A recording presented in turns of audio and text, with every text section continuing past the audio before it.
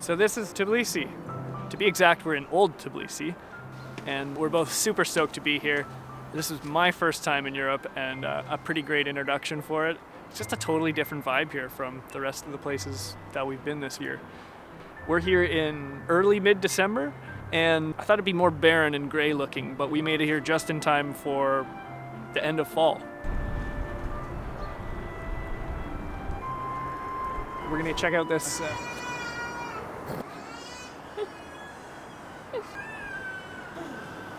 just ruining the vibe, kid. We're gonna check out the Mother of Georgia, and then also further down there's a really cool, super old fort.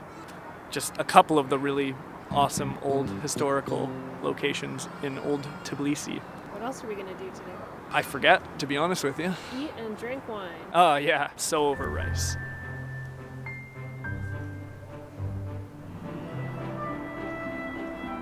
That's the Mother of Georgia up there. She was first built in 1958, originally out of wood, and then a few years later covered in aluminum to preserve it. And then again in, I think, 97, they just replaced the whole thing. But a very formidable figure up there. She's meant to symbolize the Georgian national character, and in her left hand she holds a bowl of wine for those who come as friends, and in her right hand a sword for those who come as foes. I love that it's the Mother of Georgia. You don't often just see really tall, powerful women, and from everywhere that we've been so far, you can see her. It's very cool.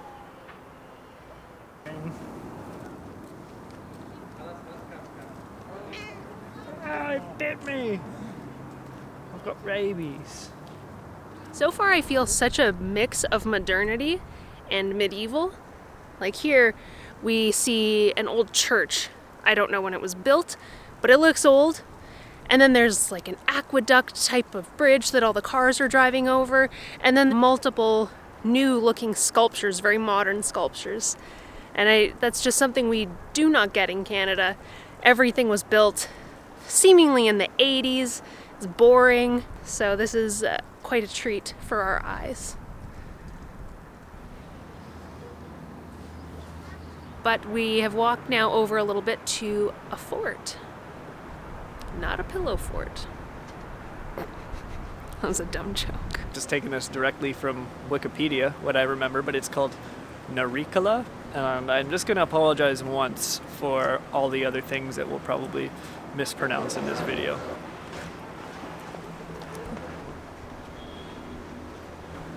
So this thing is like, it's really old. It's like up there with some of the oldest things I've seen. They first started construction in like the 6th century, so like the year 500, which is insane. I think a lot of it has since been reconstructed. I think what we're looking at now is from like the 16th or 17th century. Look at these lamp posts too. This is so dreamy. Just screams Europe to me. Yeah, it's screaming. It's really loud. Yeah. You can't hear it. Also, I don't know why we opted to look cool instead of comfortable today, but we didn't bring our jackets out. It said it was going to be plus 13, but we didn't think about the wind. I don't think we knew a lot of what to expect here in Georgia, but that's part of what drew us to it because we know so little about it. We maybe didn't expect the young people here to be so hip and trendy, and we feel old and not trendy. So this is as cool as I could make myself look.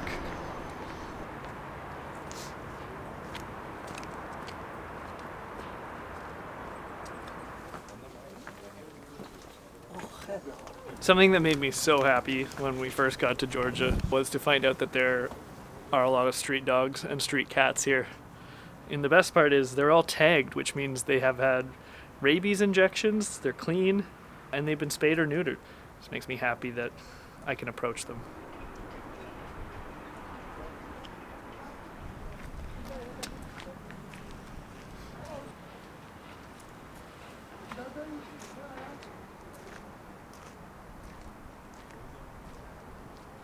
Oh man, this dog, he's too much.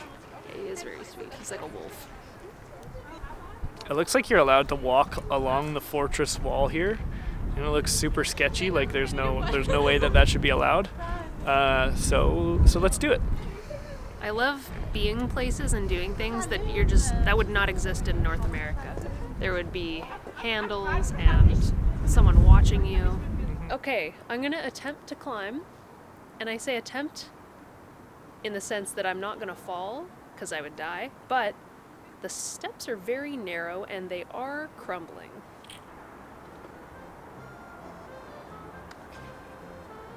This is sketchy. Everyone else who walked up here looked so cool. I do not. I'm actually freaking out a little bit.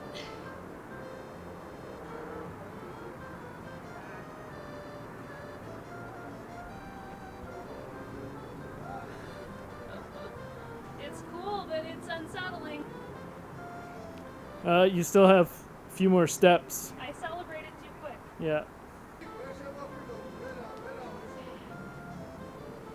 See if I can film myself going up here. This seems like a bad idea. Yeah, you almost need to be a rock climber for this. This is super narrow. This is an awful angle. I don't know why I'm trying to do this. Woo. Yeah, this feels like it shouldn't be allowed. Nailed it though. It's not focused. Probably looked fucked on the way up. Most references point to this actually being a Persian fortress because Narikala is a Persian word that means citadel. But there's another theory that suggests that the Mongols used it, and the word means little fortress. Interesting. Yeah. It was just a fortress used for defense in wars, but as time went on, the importance of the fortress also increased. One thing that I did look up about this fortress is that these little holes right here are for the people who were defending the fortress to just whip it out and pee on their enemies. Actually? Yeah. To pee? Yeah, totally. Okay, you got me. I was like, wow, that would really suck. But for sure, though, people have peed down there. There's no way that it wasn't. Okay, we have a little bit left to explore of this fortress, I think, and then we're dying of hunger, so to find some sort of Georgian dish to eat. Some wine and some bread and cheese.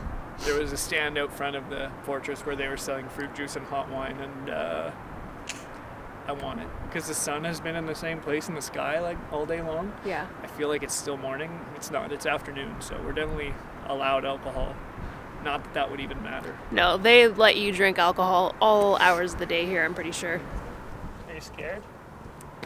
No. Yeah. I don't normally get vertigo, like the feeling of being afraid of heights. It's just, it's so narrow. And we're up fairly high. So, and it's windy. Bad cocktail. What now? There just aren't really many steps. They're very shallow. People's feet were much smaller back in the day, and I have quite large feet, so my feet can't go all the way on.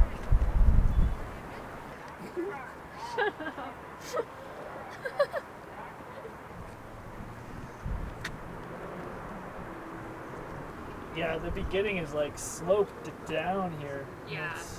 It is kind of sketchy. Thank you for validating my experience. That's what we choose.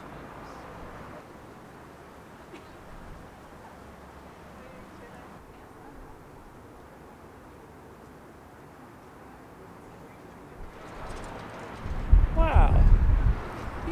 I think the rule is every time you see a rainbow, you need to drink a glass of wine.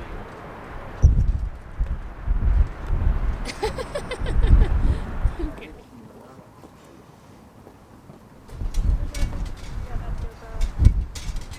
Can we have two hot wine and a wheat sake? Is it mixed with fruit? Mix. Or? That'd be like mulled wine.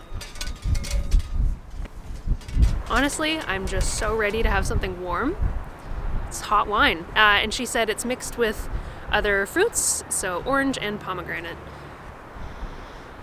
I can't smell anything, so I don't know why I did that, but let's give it a whirl.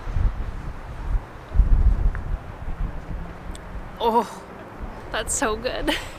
It's immediately sweet and just warms you up, and there's like aromatic spices in there and everything. Maybe it's just because I'm also very cold that it makes it even better, and my hair's in it. But this is probably the best mulled spiced wine I've had. This tastes like Christmas. That's what it is. Oh, I don't even need to sit inside anymore. I'm warm. It's windy as hell out here, but that's all I needed. It's so good.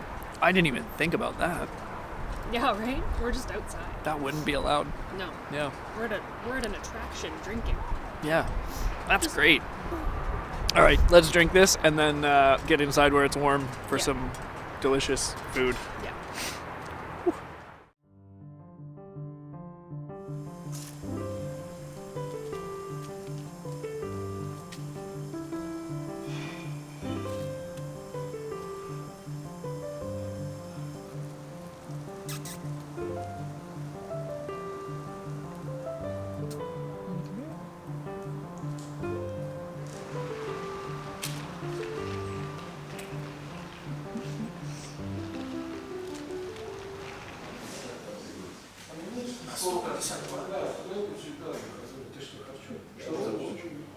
Lobiani is bean bread. That sounds nice. Well, I think I ordered a veritable feast, but then I found this cool drink. I think it's pear lemonade. Oh. But I can't read it. Ooh. Oh, it smells good.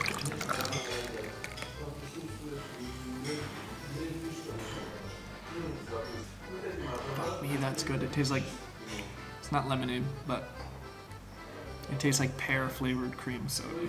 It's incredible. I could drink a gallon of that. These look really good. And they have a little piece of pomegranate on it.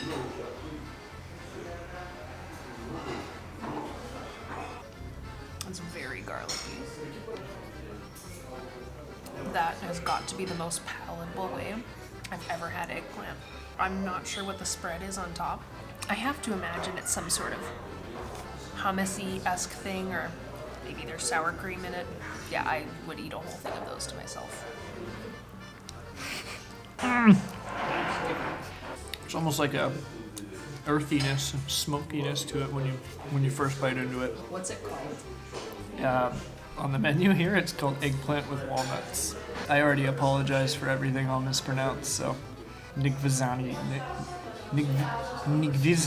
Badriani. That's it. Dolma. It's a grape leaf on the outside, and then the inside should be like rice, mincemeat, perhaps offal, and maybe fruit and nut. I'm gonna try it first without the sauce that I'm pretty sure is sour cream.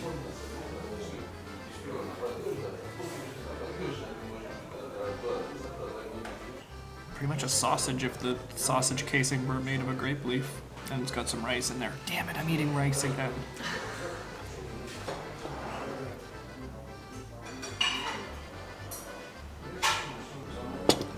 Yeah, sour cream. Tasty. So like a little bit of funk to it. There probably is some kind of organ meat in there. The less I know about that, the better. So the last thing that we got was kinkali. The first ones that we had were mushroom, and they almost had like a little top to them that you would just grab, and it was like, looked like a sack. I'll let you decide what kind of sack it could look like. But these ones we got with cheese, and they're more patty-like. So I'm excited to try these out. So it tastes a lot like matzah, but has the consistency of almost a paneer or halloumi style cheese. It's kind of squeaky. It's a bit salty. I really am a fan of this style of cheese. I need to know the exact name so we can get more of it. I think it's called silguni or something, the cheese. Solguni. It's solgudi. This is, I think, our 6th meal in Georgia, and overall, everything has been really delicious. Very hearty food, gets you warm. I'm a fan, big fan of Georgian cuisine. Is this allowed, do you think?